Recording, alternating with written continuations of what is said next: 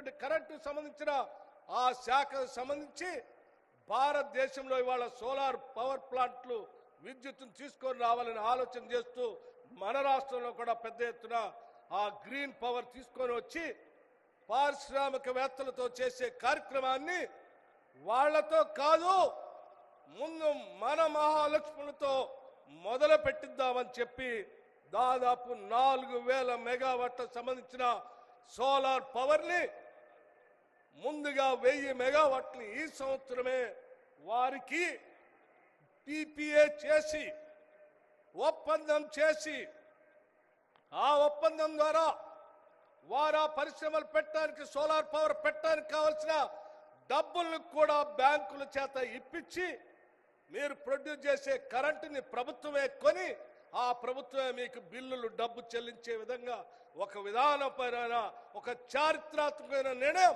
బహుశా ఈ భారతదేశ చరిత్రలో ఎక్కడా కూడా మహిళలకి 1000 మెగావాట్ల పవర్ని PPA చేసినటువంటి చరిత్ర లేదు.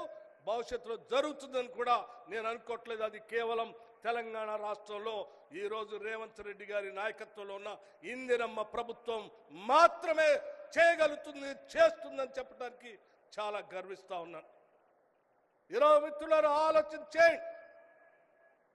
ఈ దేశ జనాభాలో సగభాగం ఉన్నటువంటి మహిళలు ఆర్థికంగా ఎదిగితేనే ఈ రాష్ట్రం ఎదుగుతుందని, దానికోసం ఏ స్థాయికైనా ఎన్ని వేల కోట్లైనా ఖర్చు పెట్టడానికి వెనకాడేది లేదని చెప్పి విధానపరమైన నిర్ణయం ఈ రాష్ట్ర ప్రభుత్వం తీసుకుంది అని చాలా స్పష్టంగా చెప్పడానికే ఈరోజు ఈ సభను ఏర్పాటు చేశాం. ఈ సభ ద్వారా రాష్ట్రంలో ఉన్న మహిళలందరూ కూడా చెప్తా ఉన్నాం, ఈ ప్రభుత్వం మీది, ఈ ప్రభుత్వం మీది, మీరు ఏది కావాలనుకుంటే అది చేయడానికి రాష్ట్ర ప్రభుత్వం సిద్ధంగా ఉంది.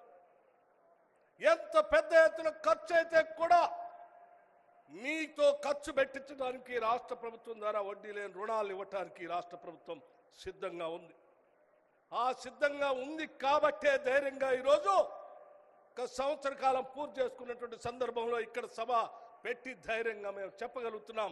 మాటలు చెప్పిపోవడానికి రాలేదు.